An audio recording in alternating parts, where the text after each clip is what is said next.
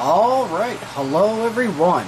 This is Rich, and I am back with my last part to my VHS, DVD, TV series, Blu-ray, and games update. Alright, so we're going to start off with the two VHSs I have. I know you're all excited. The Basement, released by Camp Motion Pictures, the big box. So I'll open this up for y'all to see. So you can see what you get. As I said, awesome big box that has like distress marks on it. You know, some of these, you know, you can't keep them in pristine condition. And then we got this little hair. It's 2 discs.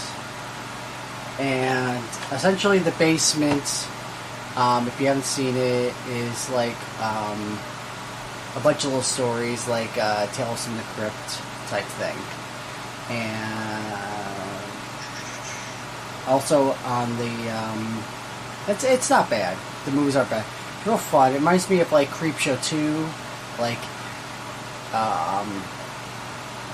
the way some of them go. Like, there's a whole little scene where it's by the pool, and people get murdered by the pool and drowned in the pool, and everything's a motive behind that. I thought that was pretty fun.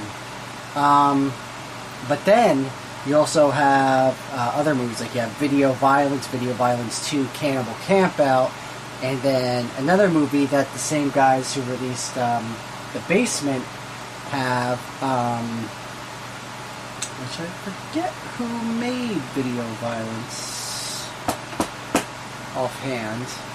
Son of a bitch. That's the same information over here. Anyways, called Captives, which is essentially a movie where 3 characters go on a home invasion and kind of kidnap a whole part of a family and torture them and all that kind of, you know, good time Sunday play.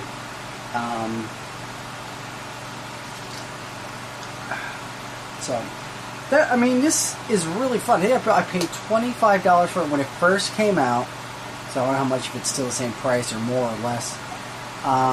So here's the DVD, as I said, and then with this you got the VHS, and then this sits right in there. So I watched this a good couple times. I watched it on the VHS. I watched it on the DVD. I only watched it once on the VHS just because I don't want to mess it up or anything like that. But it does play, and it's real fun. As I said, the box art is pretty darn cool. At the very least, even if you didn't like the movie, the fucking box art's brilliant. I remember seeing this way back when I think at a Chiller convention, like 8 or 9 months before this came out, and I looked at it, I'm like, are you releasing big boxes again? And you're like, oh, this is the new thing. And after this, man, it seems like you had the VHS release of House of the Devil, and then this, and then the whole thing of like a renaissance of VHS for like the fans who really like VHS. All of a sudden it came out. Speaking of the renaissance of that, you have an independent film that I purchased at Chiller called The Turnpike Killer.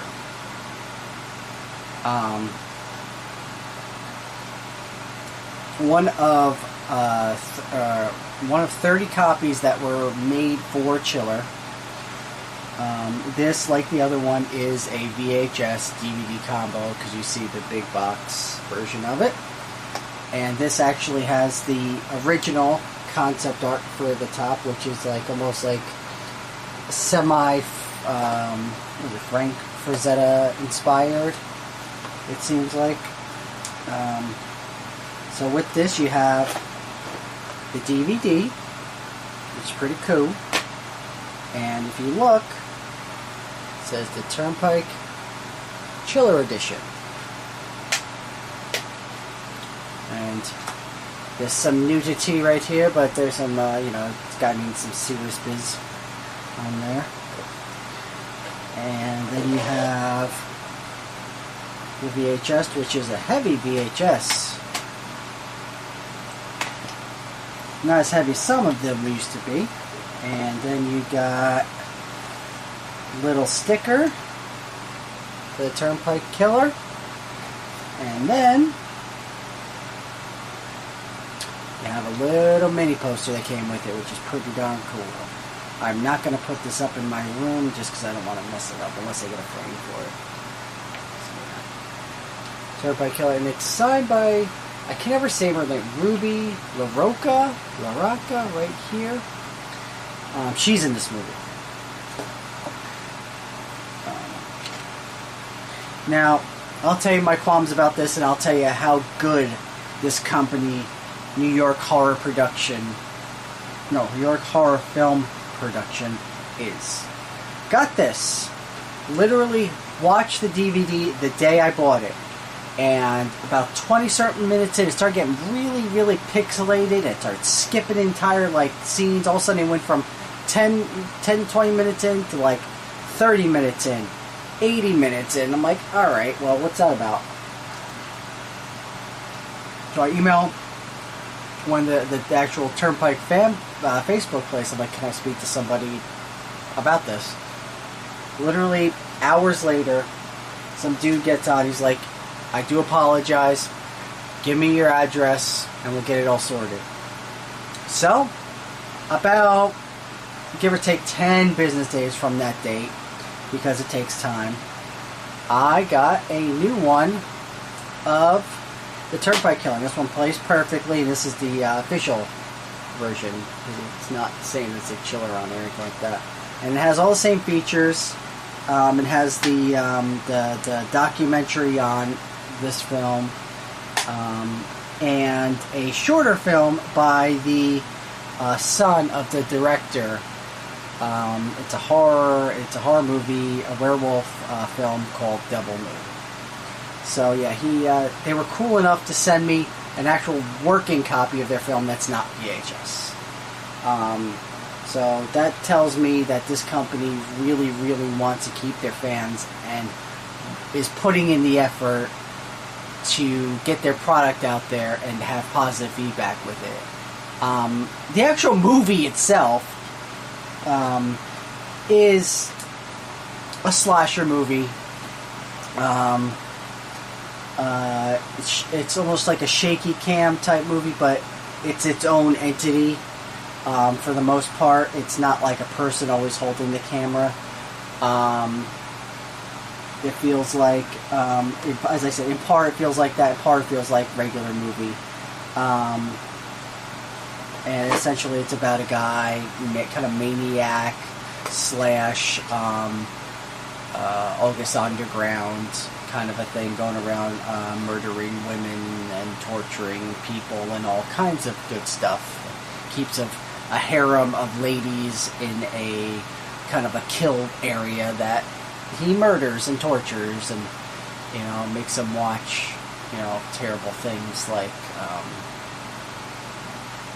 I don't know, something clever. And at the end of the day, it was a fun movie. And if you're a fan of August Underground, not to the extreme of August Underground, but if you're in that same sort of genre, I really do recommend to check this out. If you're a fan of slasher movies, want to see something new to the table that actually is good, check this out. As I said, low budget, but good. Next is I'll do a thing on all my video games I got, and I have to announce that the Fuzzy Queen is the best. You know why? Because she went and got me a Xbox 360 with a Kinect for my birthday. So that was pretty darn awesome of her.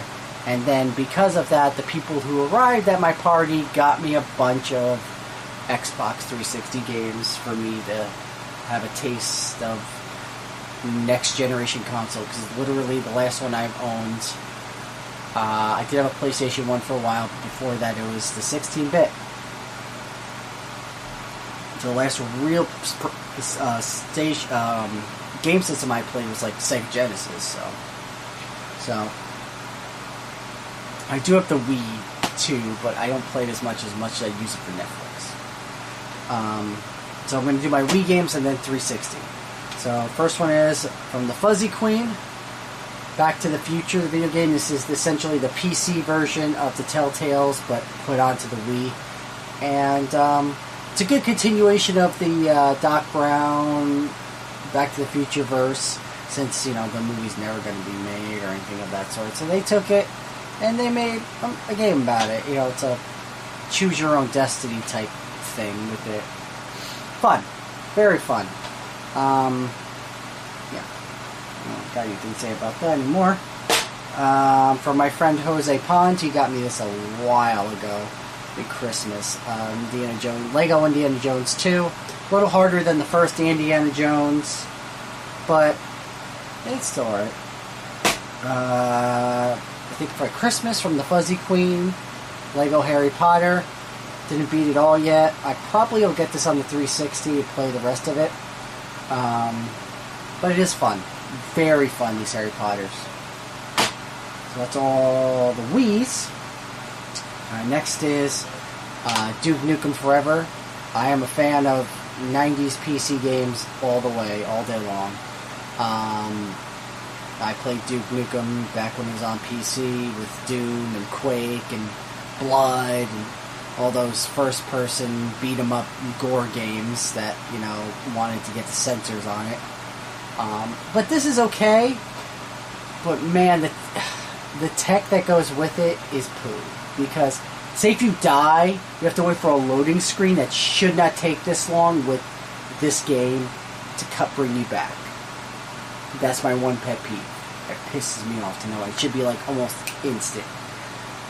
Takes like at least 40 seconds per death. Next, of course, I'm going to have this game, Dead Rising. Dare go around killing zombies in a mall. These two games I'm not ready yet for as a newer gamer, because I tried playing both these games and I couldn't do it. Especially this one, Resident Evil 5. I do not have yet the hand-eye coordination to handle all these crazy yelling, running zombies. I'm working on with two other games I'm going to show you in a second to get my hands ready for such things. Also, that's what she said. Silent Hill, the HD collection, which was given to me by Brad and Sara. They're very nice and gave me this copy. Essentially, it's Silent Hill 2 and 3. I tried playing this for a little bit, but it just...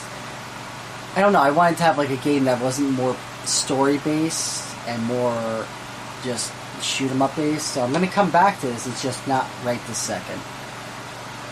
I don't think I'm ready for that one. Now, these two games here are what are getting me to play those. Call of Duty 3, which is really an updated version of Call of Duty 2, which I played for the PC. And Left 4 Dead 2, which I've been playing the fuck out of. If anyone's interested to add me to Xbox, my username is Pnub47, PNUB47 in caps. I don't know if that matters. If you want to add me, you can play some terrible gaming with me if you wish. Now we will go into, I don't know if this is going to run long, so I might have to cut it, I don't know. I'm going to go into the series I have in my binder. So, my new binder holds up to 200 discs, got it for $3 at the flea market. Kind of excited about that. First series, I'm not going to show you some of these, I'm not going to show you any of these in the binder, just so you know, just because of some possible things I shouldn't have. So I'm showing you, because the illusion here is that I might not even have these. But I do. Batman the Animated Series, the entire seasons, 6 discs of this. I like this series a lot. It had a nice gothic tone to it. The characters were really well done. Compared to like the new The Batman series and whatnot. It had more of a darker tone as the Christopher Nolan new Batman series had. And less of Tim Burton feel.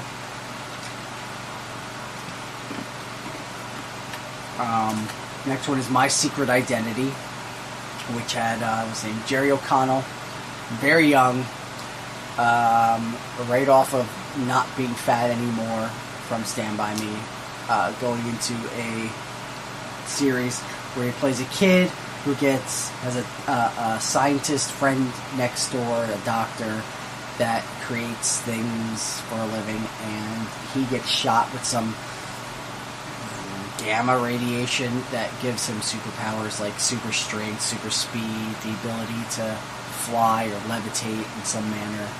I think to hear people's thoughts too, but I'm not exactly sure about that. That went for, I think, 3 seasons. I have that on all these discs.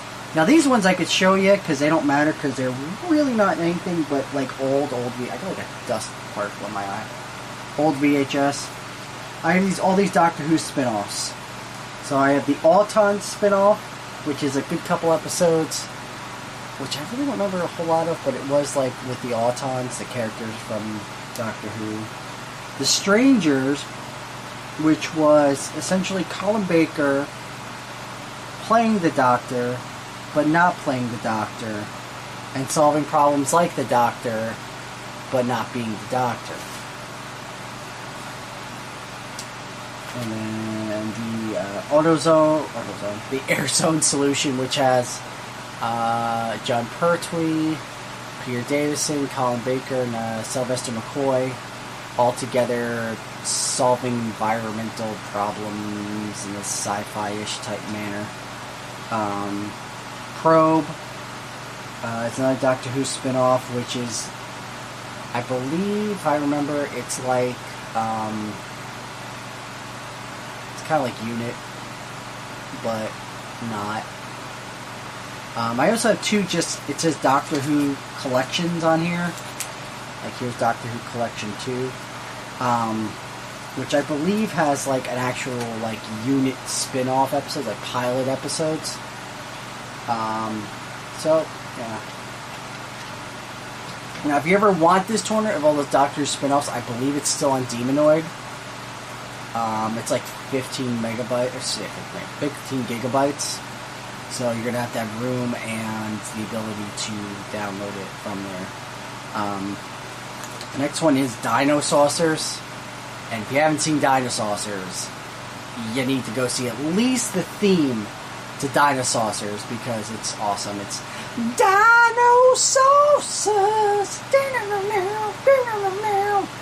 It's like Thundercats, man. You just don't get out of your head. And essentially, it's the 2 factions of alien dinosaurs. The Dinosaucers, and I think the Tyrannos. And they come to Earth, and they fight each other.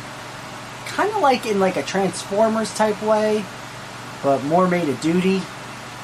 And there's like all these other parts to it where like Dinosaurs are joining the wrestling federation, and then the Tyrannos come in with chairs and start hitting them, and yeah. It only went for 1 season, but 1 season was 64 episodes long. It is amazingly fun. If you like, as I said, like shows like Transformers that are like duty though. If you're a fan of Gem, real Ghostbusters, those like campy-ish type thing, you'll love this show.